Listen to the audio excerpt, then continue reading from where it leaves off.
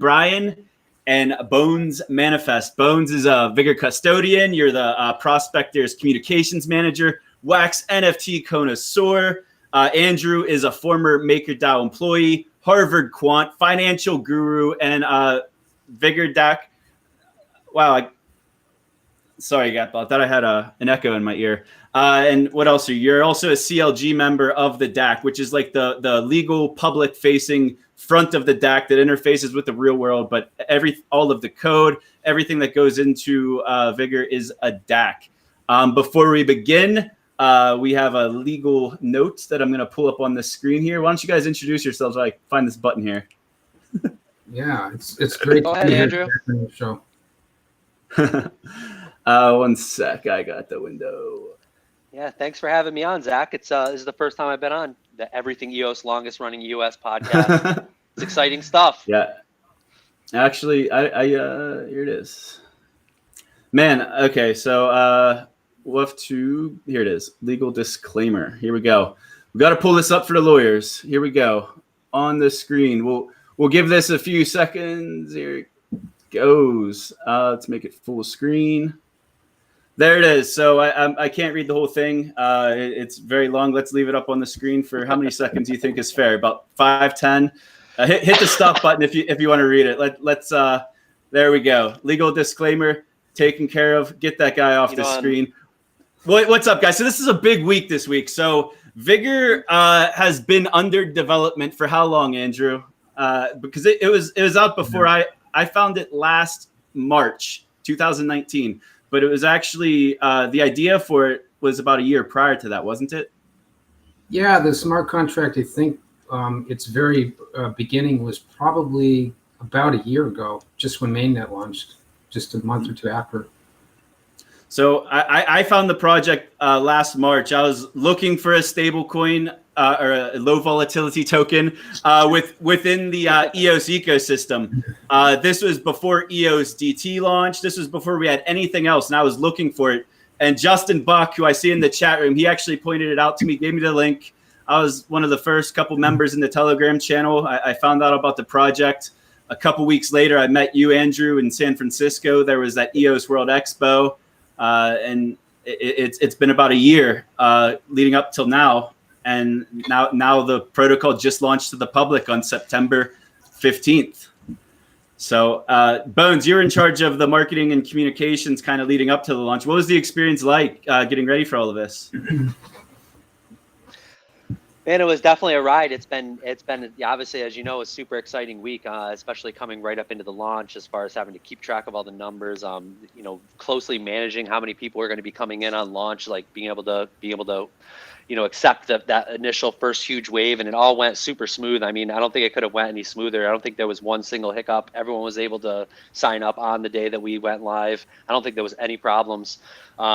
It was, as with anything, it was a lot of build up. So there was, of course, as you know, I think you said it on the launch team calls. It's been months of the launch team really focusing on all the different aspects of the launch. I mean, there was so much that went into it, even after the protocol was ready to use. And, we'd all been testing the platform as custodians for maybe a couple months now. And even before that on the test net. So, the platform has basically been ready to go for a while, but there was still a lot of things that need to be done. And right up to the last minute, there was, doing config changes and just, last minute changes. And of course, turning over the keys was just the week before the launch. So yeah, I was really busy leading up to the launch. If you follow the countdown to launch, we had a lot of things that we were basically checking off the list going into that last day. And right up until that day we launched, as you know, we were on the call for hours, basically, monitoring the stats page. Shout out to Gary for the stats page. He did an amazing job, but monitoring the numbers and keeping track of how many people were coming in. And I think in real time we had to do a multi-sig to allow more members to come in, and we were basically watching the members trickle in real time. And yeah, it was really amazing to watch it all happen, and I'd say it all went super smooth. So Andrew, you are pretty much one of the Genesis, very OG-ist DAC members, and I didn't think I mentioned in the intro, but full transparency, I'm a custodian today of the DAC. Some days I'm a candidate, some days I'm a custodian, but been part of the DAC for a while now. But Andrew, you've been in the DAC, one of the longest members. What's the journey to the public launch been like for you, and what were some of the biggest challenges you had to overcome? Well, there's a big difference between, having an idea and building a smart contract, and testing it than it is to actually, deploy one to mainnet that basically is what you could call production. I mean, not that anyone owns it or controls it, but it's it's an application where people can deposit tokens, and it's, anyway, I'm saying there's a big difference there between an idea and something that's actually live. So we are live, now. We, as in, I don't know who, but it's a smart contract right now that is available to anybody to use.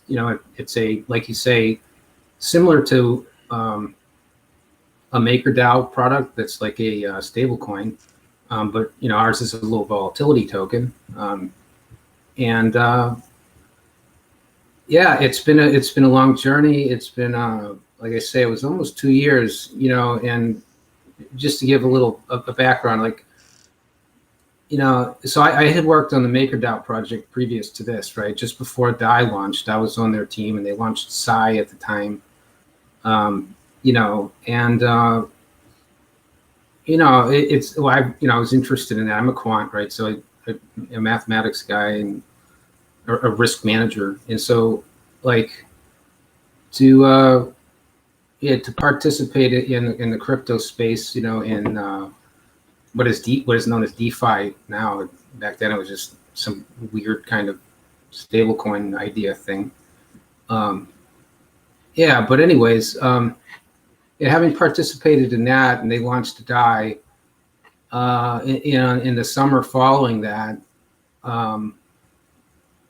basically hatched a plan, because EOS was on the radar at that time. I remember, in some of the MakerDAO calls, they were like, Dan or Dan's dad or something was on the other line, or trying to reach out to, is there anybody going to, build stablecoin on EOS? That's an interesting backstory. The very first stablecoin collateral-backed stablecoin, let's say, was BitUSD, which was on BitShares. And then from that, some of the disciples of that product moved on, and they invented MakerDAO. And then now, you come from that family tree as well, and then you came to EOS, and now we're here with the Vigor Protocol. You compare it to MakerDAO, but there's some major differences here. Let's just kind of bounce around some of them. So one, the thing that I think is the most amazing, and it's due to the risk management and solvency ratios that Andrew helped come up with, is you don't get liquidated until your collateral is literally below 100%. You could borrow against EOS at least up to 110% collateral ratio, which is incredible. MakerDAO, for comparison, is it at 150%, I believe? Yep. And then the other competitors on EOS, like Equilibrium, I believe their liquidation, I hope I'm not wrong here, but I think it's at 130%. I don't have it in my notes. I'm sorry, Alex, if I'm wrong. Not trying to throw you guys under a bus, but I'm just trying to make comparisons here. So let's talk about the solvency stuff here, and what goes in behind the scenes, because that's the magic. We always say redefine DeFi, and this is the next generation of it. Why don't you describe what makes Vigor so special, underneath the hood, with all of the risk management going on behind the scenes? Yeah. Oh, did you want to talk there? Got it. No, Andrew, I think you're the most qualified to handle this one. Yeah. Well, it stems from the MakerDAO. Those times there was a lot of discussion, and work around what should the interest rate be, and what sort of risk frameworks and parameters are there to be set by the token holders, and how does a distributed group of people decide on risk parameters, so we came with ideas like, design a risk framework and have people understand it, then they can vote on it, and so anyways, all of that background culminated into a white paper where it's what, the interest rates have to be discovered. You can't set interest rates. This isn't the Fed. In fact, like the way that I think of it is, if somebody says MakerDAO and those kind of projects are like a central bank, they're not issuers. In my mind, they're more like a prime broker providing a service there for borrowing and lending. They're not a Fed to set rates. It's not like that. It really isn't. I mean, you're going to have many of these lender platforms competing against each other, or basically in the same circle to arb between each other, and it's a help. It's just like having multiple prime brokers out there. But the point being that it's not like we're a Fed. We're not the smart contract is not a central bank to set rates. It should be discovered by the lender and the borrower to balance out the supply and demand of capital. So I'll try to translate that into English for everyone watching. So it's a variable interest rate is the best way to describe it. So, and Bonz, you bounced out. Try to log out and log back in. So it's a variable interest rate, which means the more risky that your loan is, the higher interest rate you're going to pay. The more collateral you have and the less risky your loan is, essentially, the less interest you're going to pay. That's about the easiest way to describe it. I'm going to pull up the stats page because I think, shout out to Gary once again, I think the stats page is one of the coolest extra added features for the Vigor protocol. You want to kind of highlight some of the solvency stuff here, Andrew, and what some of these numbers mean? So let me, I guess I can call it the ones that I understand the best. So total value. So there's $2.78 million of total value, or actually there's $3 million of total value locked at this point. It's got the price. It's got all the loans here, like what's in collateral, what's on the loans. Just really cool stuff. What are we looking at here though, Andrew? And you can tell me to scroll up or scroll down. Yeah. Well, if you go to the very top, it's just so 1.04. You're seeing solvency. That's the balance between the borrowers and lenders. If solvency, so solvency is derived from a stress test. So you look at the total capital in the system. You run a stress test to find what capital requirement is there to describe what it would mean to be adequately capitalized. And so when you're above the amount of capital you have in your system compared to this requirement is this solvency ratio. And so when you're seeing 1.04, it just means that you're slightly overcapitalized compared to a requirement. And the requirement is derived from when you hear about bank stress testing, you may be familiar with the Basel Accord. It's a similar regime, but it's more from an insurance side. It's the Solvency II risk-based capital requirements that insurance companies use. And so I'm just saying that particular number, 1.04, represents the balance. If it's at 100%, it just means that your amount of capital there is sufficiently capitalized if there's, let's say, a really bad stress event, so that the amount of lending in the lending pool will be able to cover any of the loans gone bad, right? And so that balance feeds into what the borrow rates are, right? So you're seeing 1.04 as the solvency. As solvency gets, let's say, too poor, right? If that number goes down to say 0.0 to 0.9, it means you're less solvent than you need to be, and borrow rates are going to go up. Borrow rates, if borrow rates go up, then the lending rate also goes up. So it entices people to. I took it off the screen, but the other numbers. So there's total debt. So there's $220,000 of loans being taken out right now, which is a pretty big number. There's $37.6 thousand in premiums. So VIG token is a payment token. It's used to pay interest on these loans. And with the current loans out there, it's on track to generate essentially 37.6K of essentially premiums, which get distributed to the lenders. The other cool thing I think is worth mentioning is how the token's deflationary. There's constantly, every time a loan is paid, a percentage of that payment actually goes into what's called a final reserve. Bonz, I haven't heard from you, but I don't know if this is one of your strong points. Yeah, I mean, that's one thing that isn't talked about a lot. Like those tokens are essentially locked up, and you know, as far as, you know, I think there's in some circumstance, I think it's set aside for essentially some sort of black swan event, like kind of what Andrew was mentioning. I think that's sort of like the last resort of last resorts. But yeah, essentially those tokens are not going to be used. And of course, I think there's even been talk about, you know, in the future, of course, there could be burning mechanisms. You know, it's obviously still a work in progress, but as of now, yeah, those tokens are essentially retired. So because the token started as a fixed amount, it's essentially deflationary. And like as you pointed out, the token has utility. It is the fee token of the system. So there is, you know, a need for the Vigor token if you're or the VIG token, excuse me, if you're using the platform. You need to use those VIG tokens. That's where your fees are coming from, and that's where the fees are paid. So it has utility.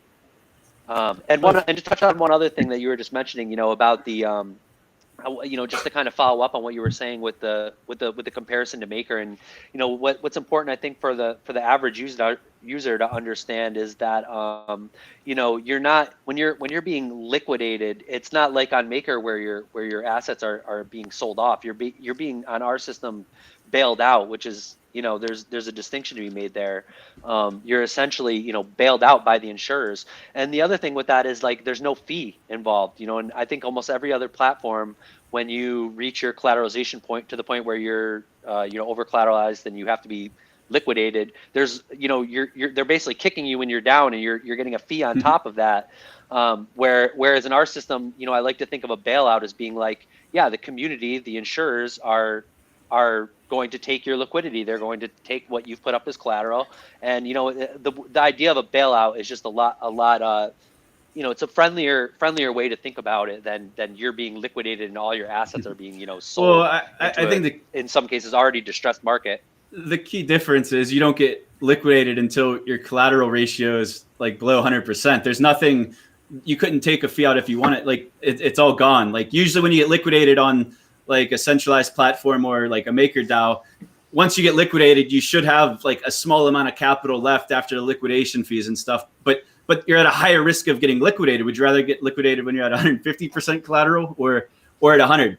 So you mentioned some ideas. So the final reserve is basically a global bailout for like a black swan event, and a percentage of all of the interest fees go into that. So over time, the loans kind of get safer and safer as the global reserve grows. But you mentioned how there's ideas of new mechanisms and different things. And the reason that's possible is because everything's operated by a DAC. I'm going to pull that up on the screen now, because I think the DAC aspect of this project is one of the things that really separates it from everything else. Like Vigor has never raised a penny of investment. Like it's never taken on any investment capital, no VCs, no ICOs.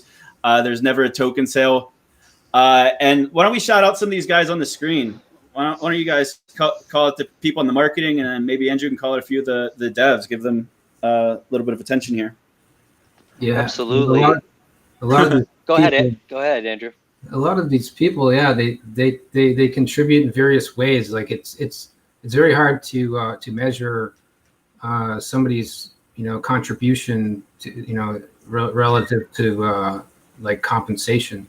But I don't know. Look at YM on there. You know, he's also like a financial mathematics person, and we converse a lot. You know, and he always has good ideas and things like, you know, when we were talking about scarcity in the tokens, he was like a big proponent for adding some kind of, you know, dynamic rate dependence on scarcity, right? When it's mostly a solvency platform, but you can understand scarcity is important. So all of these people, I mean, you look at the others, they're Dennis, right? He's an EOS Nation. He's an EOS Nation, right? He's the CTO, but he's not present all the time. But, you know, it's pretty critical. Like, let's say when we were changing the keys, it's, you know, it's pretty, there's a lot of technical stuff going on in the background, right? That you want to bounce things by people who know what they're doing. You know what I mean?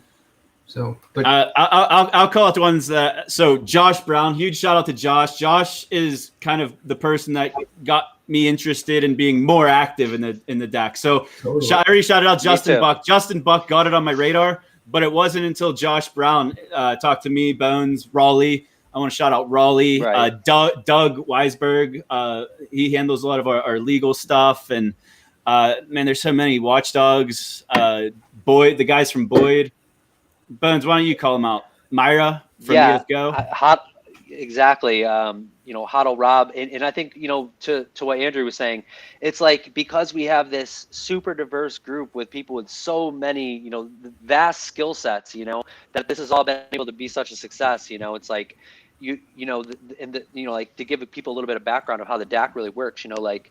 When people come and join the DAC, there's various working groups, so like we basically have a developer group and we have, a governance group and, like the marketing guys are community building, and basically within all those groups, you have basically just experts within their field. Like Andrew was saying, without all these different talented devs who have all these different skill sets coming together, and shout out to Raleigh, we have development front end guys. The best designer in EOS and beyond. And then like guys like Josh, like you said, he's like who has skills across the board, right? And then, just everybody coming together who basically believed in the project and took it upon themselves to put in the hours when at the beginning, early on, it was like just an idea. I think people were willing to believe in it and put in their sort of sweat equity for the idea. Let me cut you off. Let me make a statement about that. It's like you see these swap projects, right? They're basically distributing a token to acquire users, right? Like these box tokens, for example. Well, I know they stopped in the distro because of legal issues, which is kind of expected. But let me just say, generally, like that idea, yeah, they have a successful business plan they executed. That's great, but I just want to contrast it against like the DAC. We also distributed a token, but not to acquire users, but to basically a community of builders. So we're actually building hardcore technology, basically with the corpus. I mean, that's the way it worked. So, like Bonz was saying, everyone brings their own superpowers. And the best part about the DAC, like I said, sometimes I'm a custodian, sometimes I'm not. I think one of the most amazing things about the DAC is that if you ever move down in rankings, it's because there's other people that are probably bringing more value. Like to basically get replaced is a good thing in the DAC. It means it's constantly getting stronger. And there's always like a constant rotation. Like a lot of this is not people's full-time job. So like sometimes you have more free time and sometimes you get really busy with work and you get kind of voted down or you take a break. Like Raleigh, for example, took a break for a couple months and then right before launch, he came back in. Really souped up the design work. And it's just a group of EOS IO superheroes, man. So many OGs, people that have been here since the mainnet launched. We've been here for over 2 years now, 3 years now.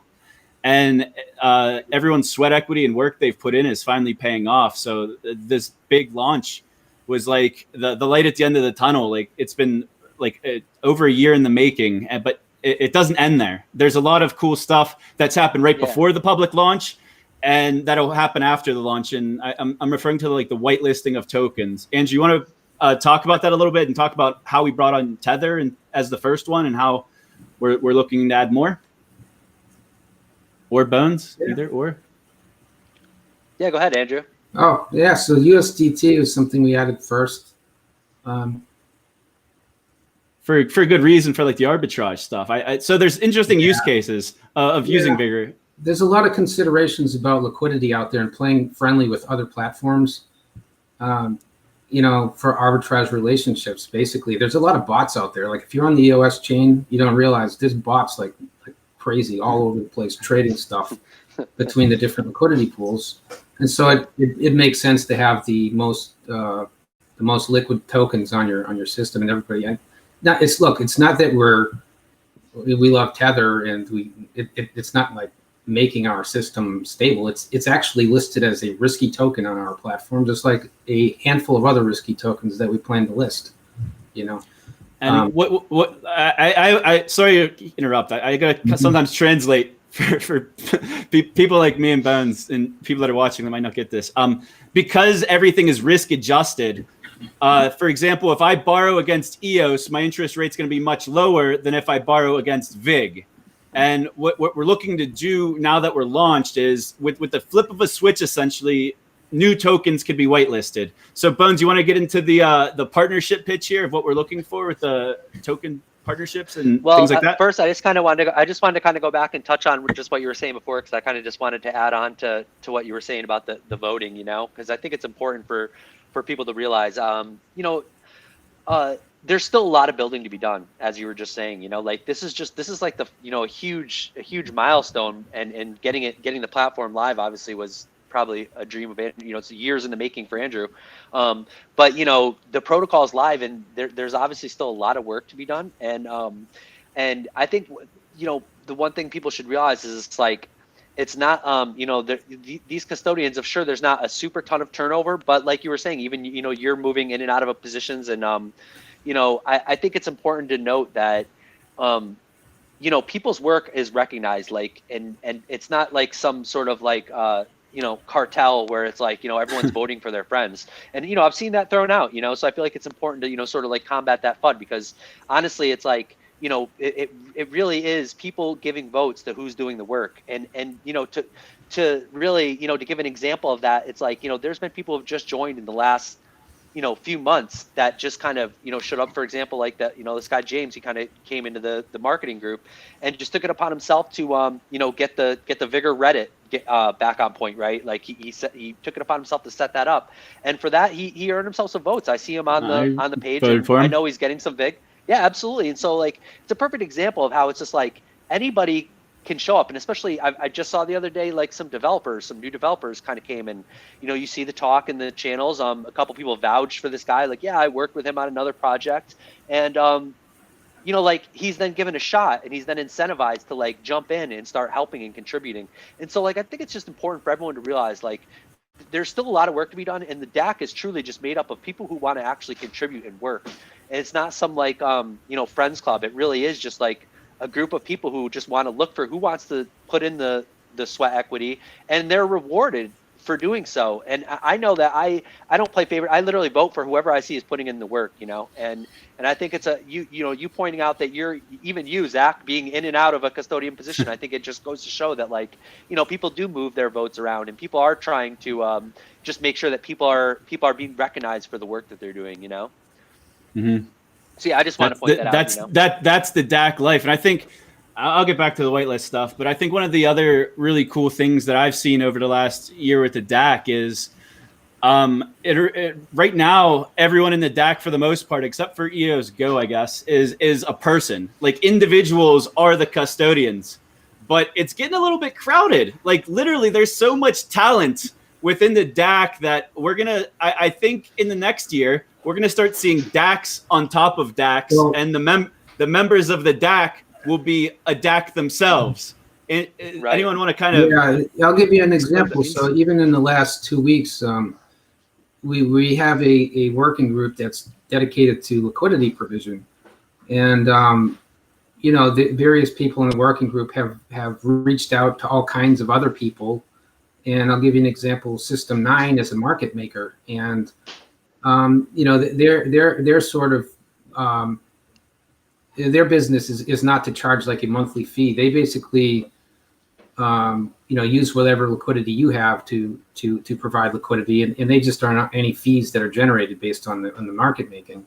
So anyway, what I'm trying to say is they're a group of been on the phone with 7 different people on their team, and they're professional market makers. I mean, they come from the SIBO in Chicago and stuff like this, as far as I know.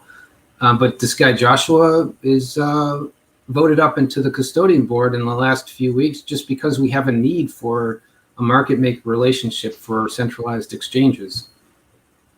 Which I think that's this similar is similar to Myra as well. Sorry to cut you off, Zach, but I just wanted, like, you brought that up, how she sort of represents like an organization, right? Like EOS Go is sort of bigger than one person, and she is also another sort of somewhat recent custodian in the DAC, and I think that she showed up and immediately had like a sort of a pitch and showed that she immediately could bring value, and we were of course like being able to have that bridge to the Chinese community and the group that EOSCO represents represented an immediate value add to the DAC, and because of such she was immediately given votes, and I think that's another again going back to like people who show up who provide value can get votes and can become a custodian, as Andrew just pointed out with Joshua, and also represented Mira with powered by EOSCO representing EOSCO.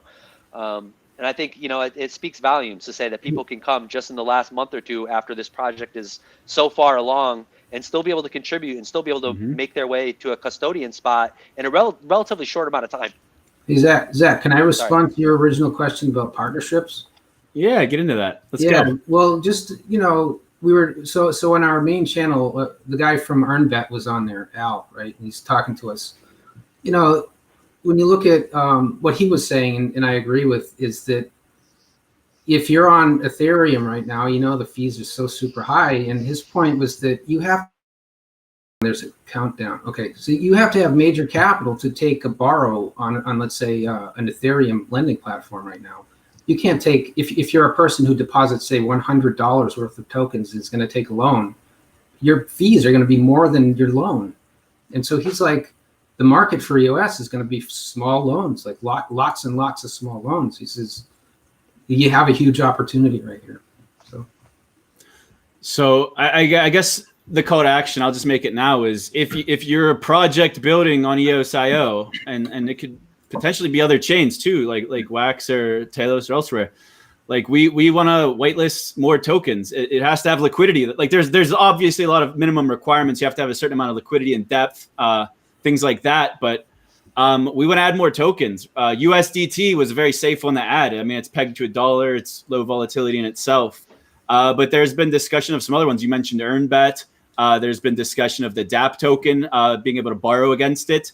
And one of the cool things about Vigor that's different than something like Equilibrium or MakerDAO is the ability to short tokens. So we add all of these altcoins. I mean, you see all these farm coins popping up. I'm not saying that the farm coins will ever show up on Vigor.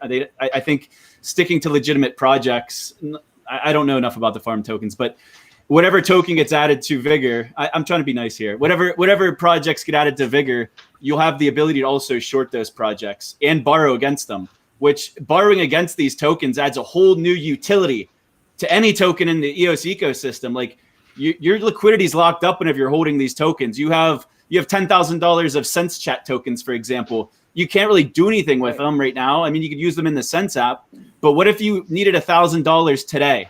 You could hold your Sense tokens. I'm using this as an example. Take $1,000 loan out of it. That'd be very low interest. You'd be paying less than 2% interest on that loan, and you could do whatever you want with that $1,000. You could take your girlfriend on a date.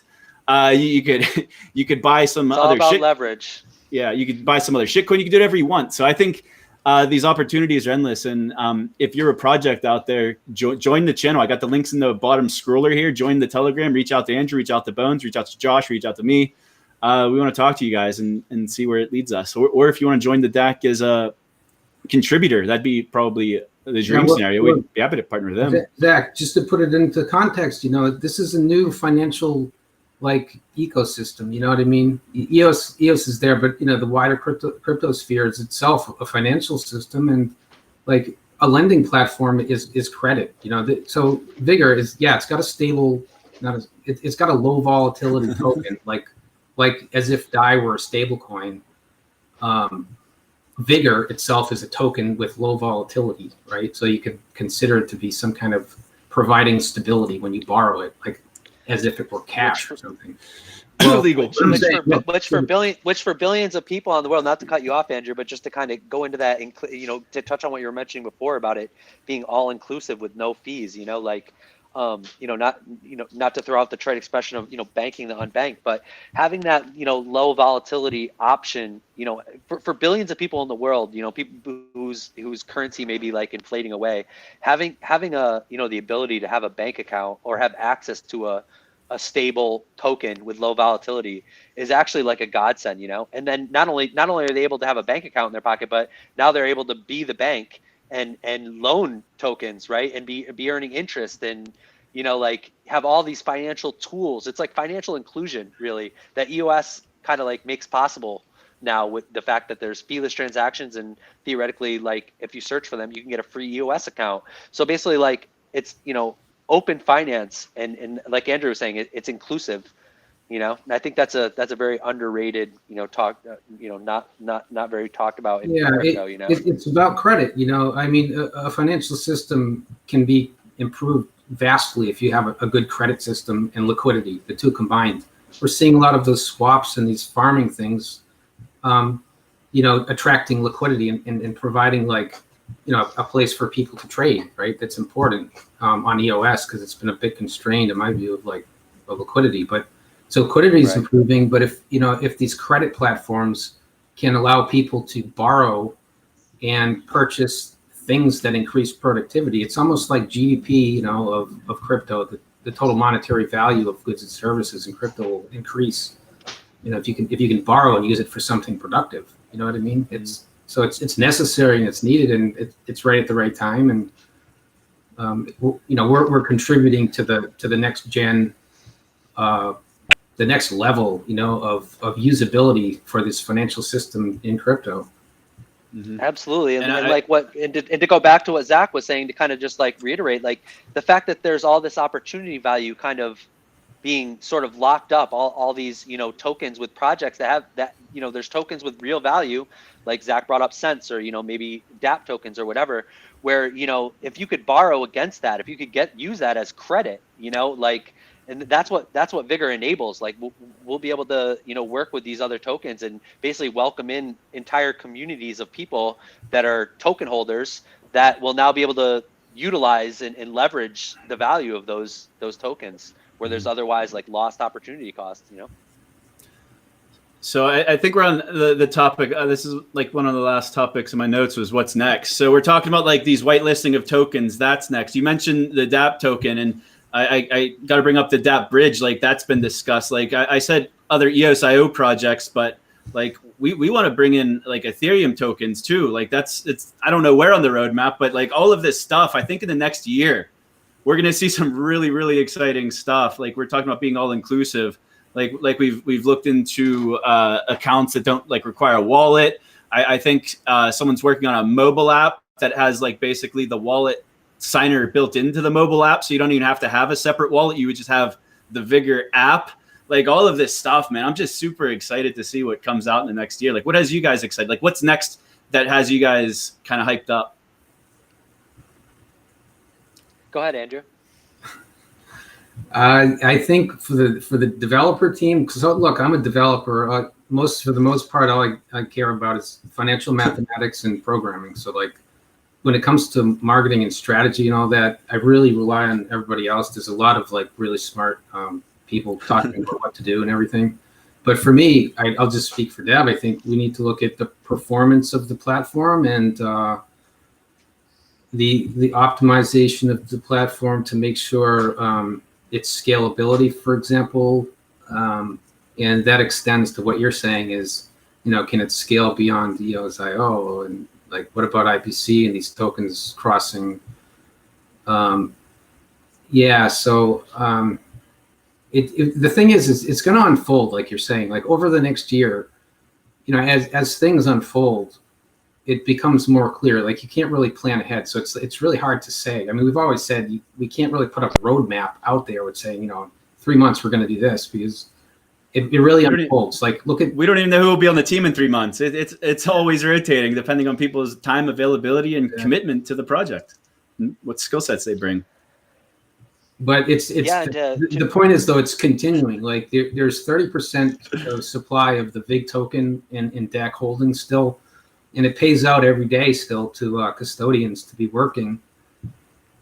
And it became quite a bit of a competition among, like, you know, very talented people to be in the 21. They're all working. I mean, there's a lot of activity going on.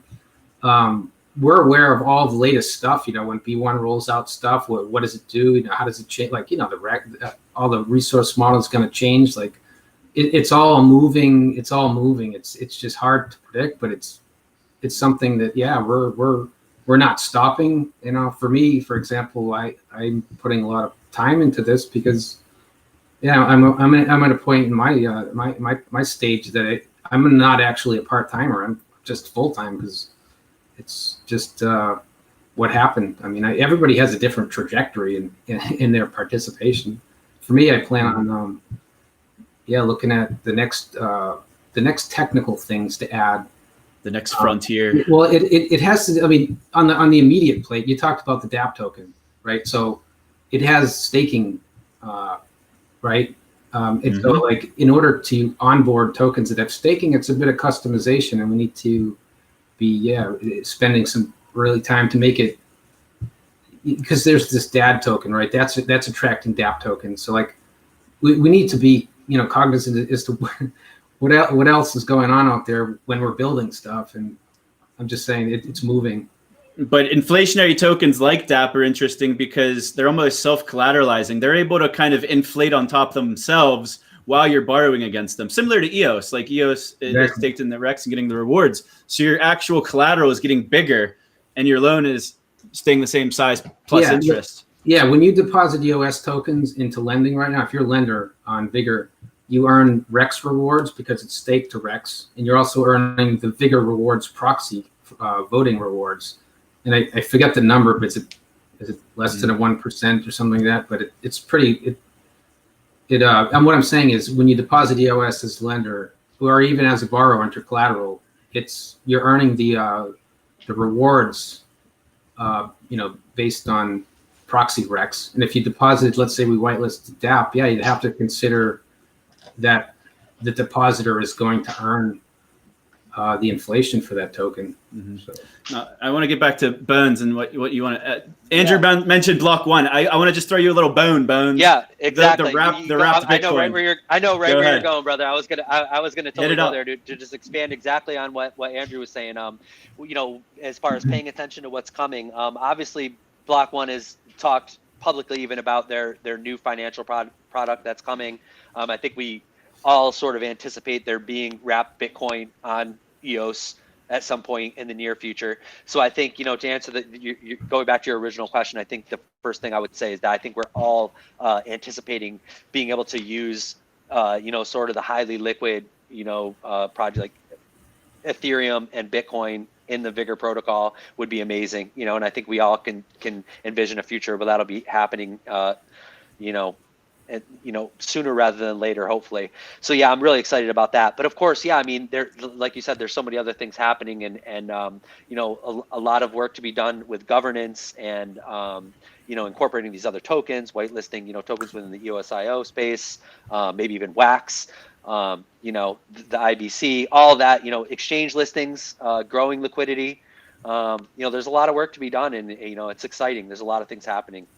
Well, one thing, I don't know if we've even discussed it too much ourselves yet because it's not out yet, but on the EOS Phoenix platform, which EOS Phoenix should be out soon, one of the tokens that they've already publicly said that they're going to put on there is the XAUD. It's the gold tether, basically. I want to see the gold tether being a collateral type within Vigor. I think that would be really cool, is to be able to borrow and lend gold within this essentially decentralized banking platform. We do have we have a liquidity meeting in 5 minutes that Andrew's got to be on, so we only got a couple minutes here. Is there anything that we weren't able to talk about that you guys kind of want to mention or bring up before we sign off here? Oh, the longevity of the project, right? It's always about survival of the DAC and long live the corpus. We make cuts to the custodian, pay over time, the rewards, to preserve the corpus so that we can build this thing long into the future.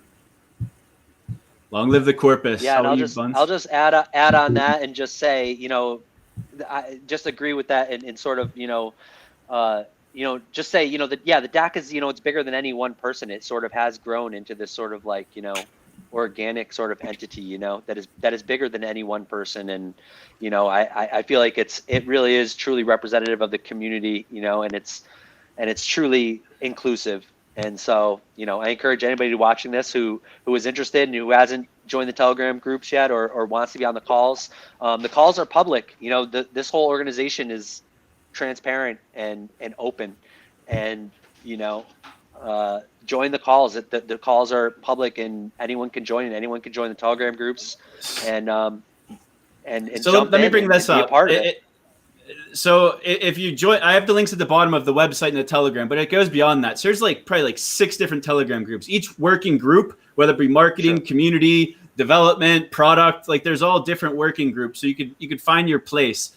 And on top of that, there's also like multiple calls per week, depending on what working group you're in. But the biggest meetings each week are the bi-weeklies. So twice a month, all of the working groups get together. Those calls are all recorded and uploaded onto the Vigor YouTube. So if you're just interested in like who's taking part, who's taking an active role in the DAC, and like what actually goes on in these discussions, just go check out the YouTube channel and watch a meeting or join the next one. I don't know if the next one's next week or if it is this week. I don't have the date in my mind, but join the calls. They're public, like you said.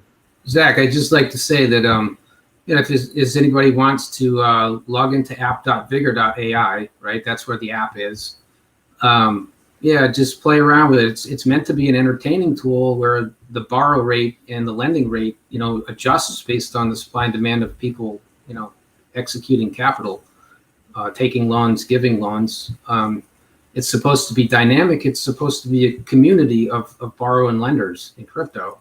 You know, it's like I'm trying to say, you see like a savings and loan down the street from you, or you know, like a credit union or something. Well, this is what's described, I think, you know, a borrow lend community in crypto is a thing. It's like where you'll go to